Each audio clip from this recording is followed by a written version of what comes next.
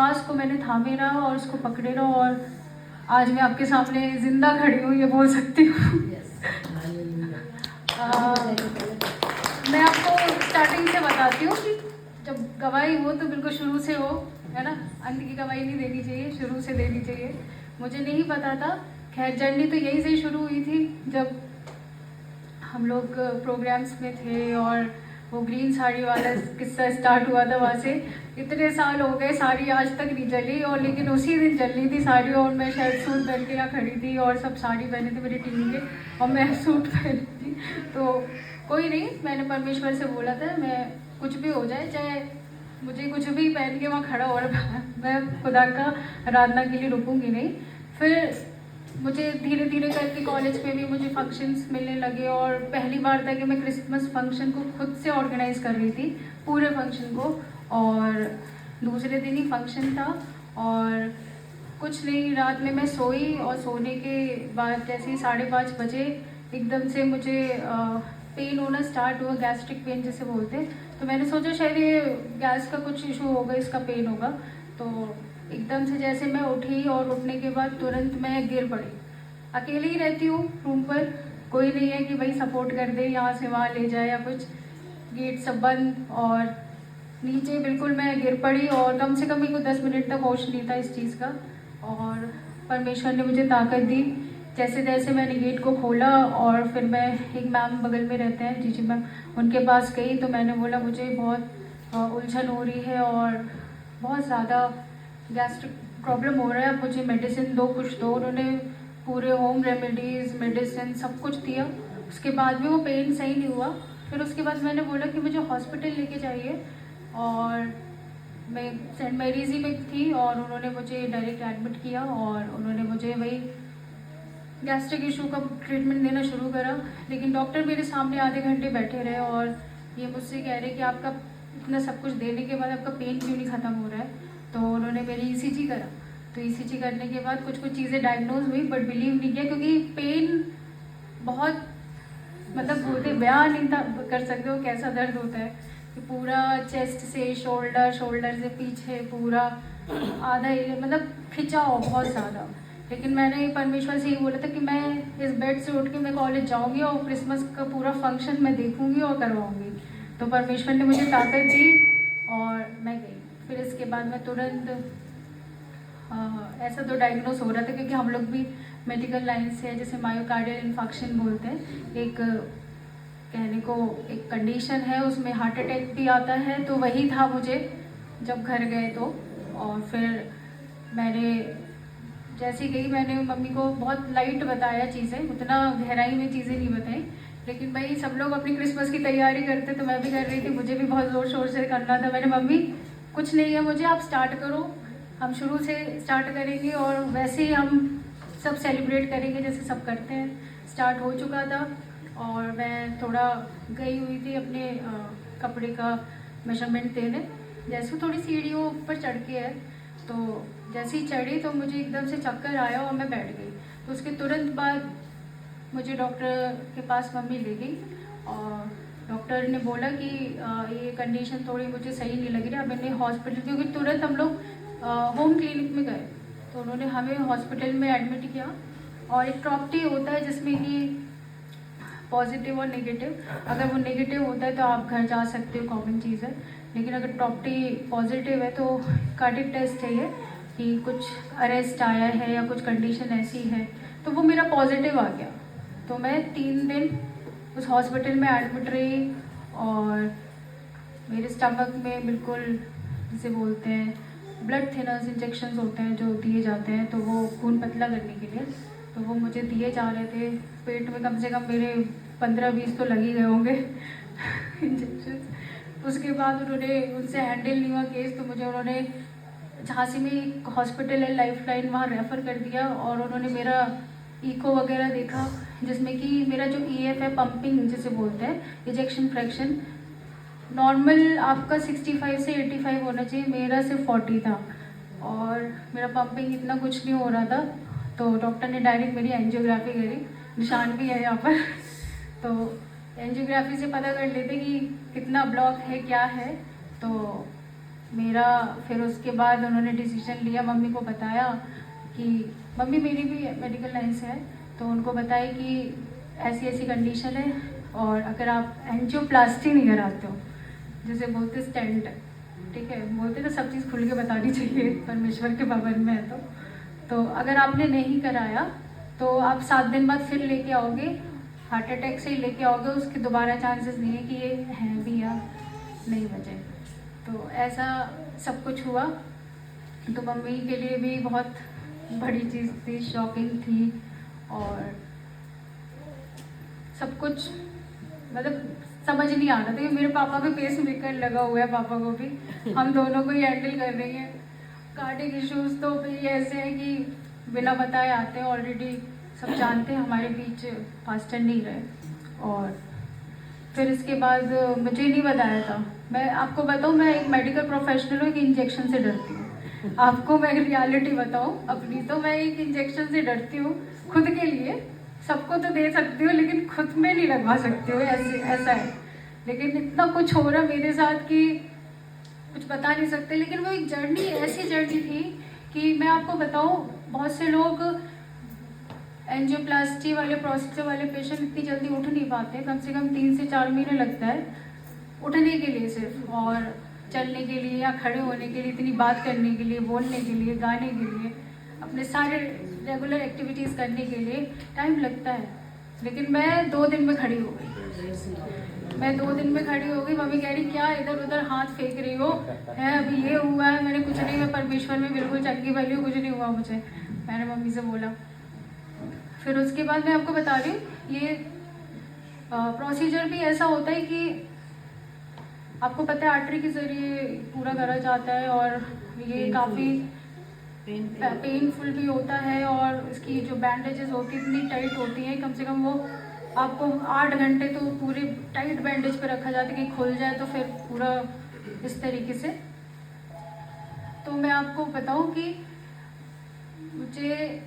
मुझे आपने जैसे अभी बोले बहुत पेनफुल है, it is a painless procedure. परमेश्वर की दया से मेरे लिए वो एक पेनलेस था।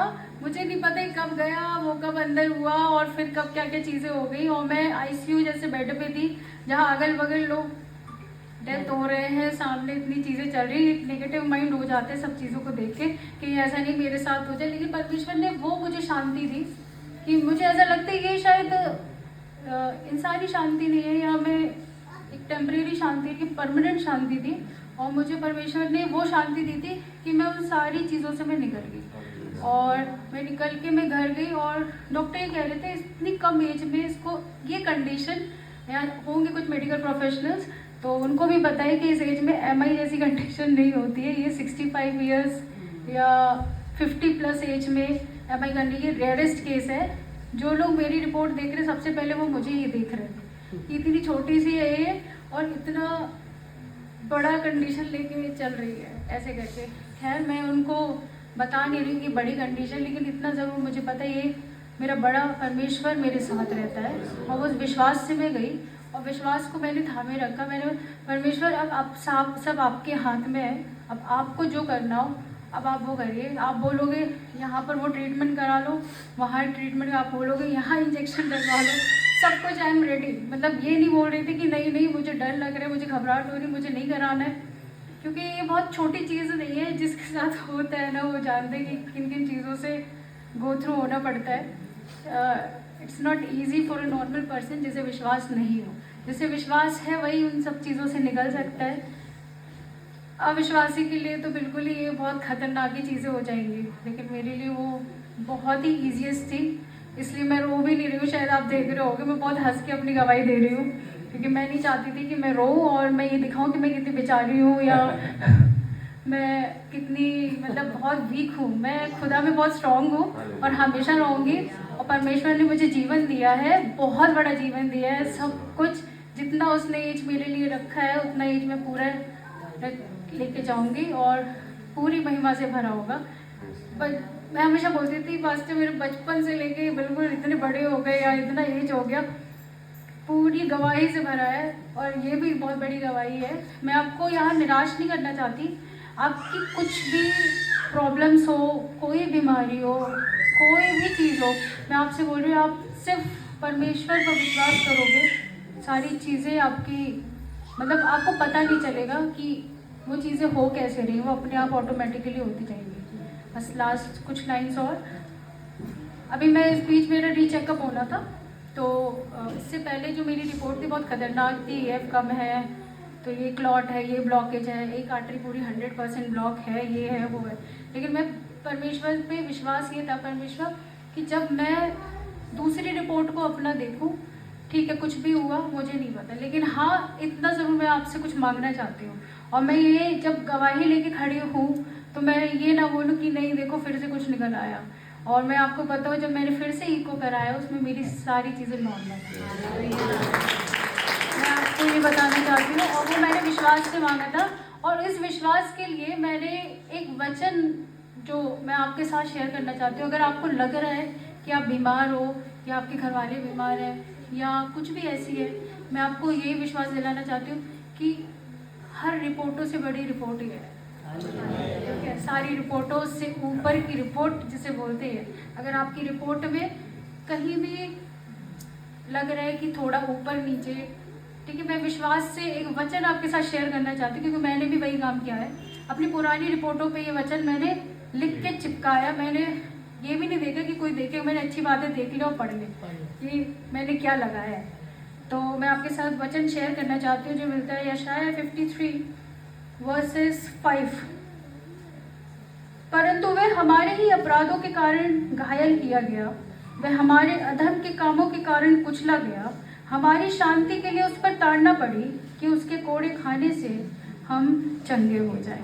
ये वचन मैंने उस रिपोर्ट पे लगाया था, और जब मैंने उस रिपोर्ट पे लगाया और मुझे पता था मुझे अब डर नहीं लग रहा है, क्योंकि अब जो रिपोर्ट आने वाली है वो दूसरी है। तो वो रिपोर्ट मेरी बिल्कुल नॉर्मल, डॉक्टर ने जैसे देखा वो कह रहे बड़ी जल्दी रिकवरी कर ली है, पूरी रिपोर्टें नॉर्मल है, ये भी नॉर्मल है, वो भी नॉर्मल है, वेट भी रिड्यूस कर लिया, सब कुछ लाइन बाय लाइन चलता गया कि विश्वास नहीं हो रहा था कि ऐसा कुछ हो सकता है।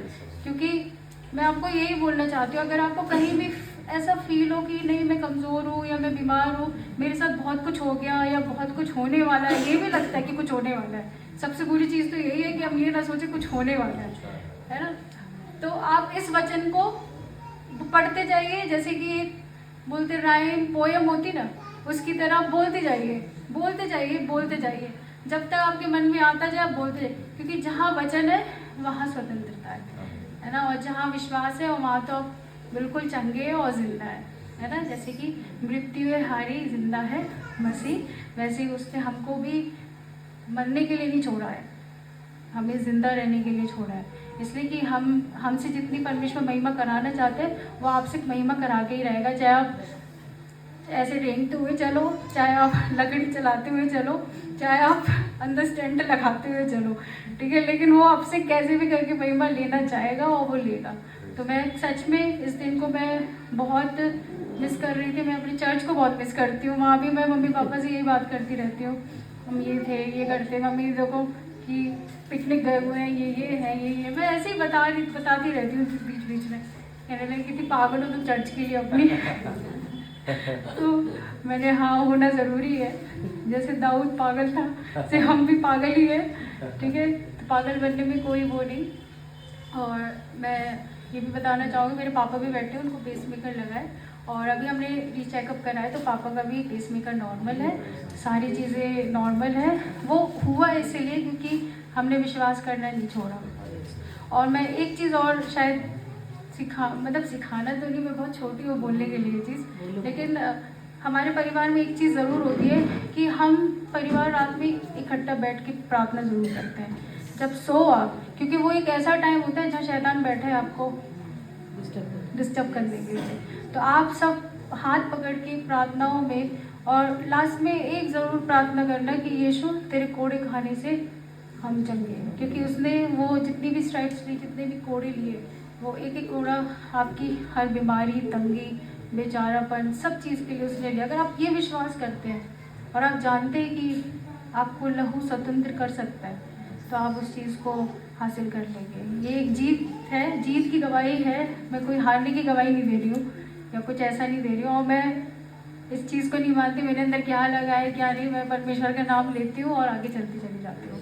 बस यही मेरी गवाही है, और ऐसी और भी गवाहियाँ जुड़ेंगी और जुड़ती जाए, और मैं परमेश्वर की भवन में हमेशा खड़ी रहूँगी ऐसे ही हंसते और मुस्कुराते हुए till my end of breath. मैं परमेश्वर की गवाही देना बंद नहीं करूँगी, चाहे वो बहुत बड़ी बीमारी हो, छोटी बीमारी हो, बड़ा अकाल हो, लोगों के बीच में प्रॉब्लम है। बस एक ही चीज़ बोलूँगी कि कुछ नहीं है, बस आपका फोकस परमेश्वर के ऊपर है तो कुछ भी नहीं है, आप जीते हैं। Praise the Lord.